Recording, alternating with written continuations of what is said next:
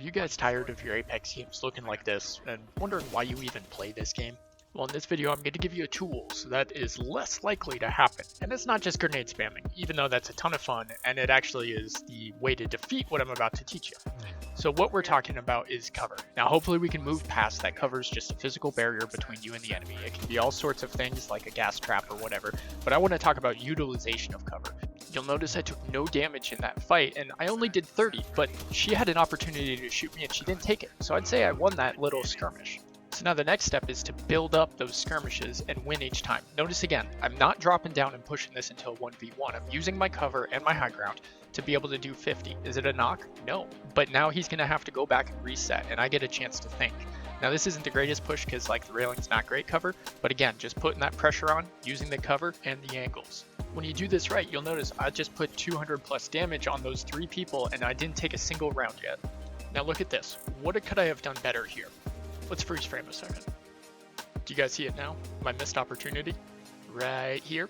I easily could have used this as an advantage and maybe not taken any damage yet again and put 2 people down.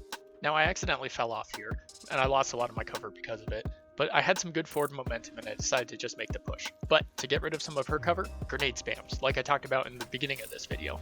Now, not the greatest fight, I definitely could have done this better, like using these boxes, but having those grenades go off and then being able to bounce around the cover allowed me to win the fight.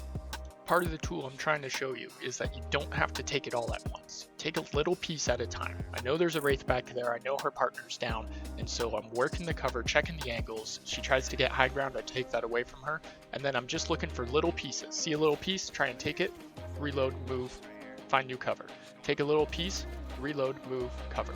Find a little piece, a little bit out in the open, reload, bad cover, punished for it, take a little piece, reload, move, and I repeat, right? Now I make a little mistake here, I shouldn't have popped the cell, that was dumb. But she pushed up, so it was just a 1v1, and I took the win.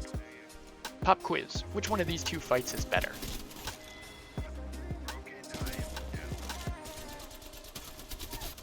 The answer? Both were awful. Neither used cover at all, it was just pure luck that I was able to technically win either of those.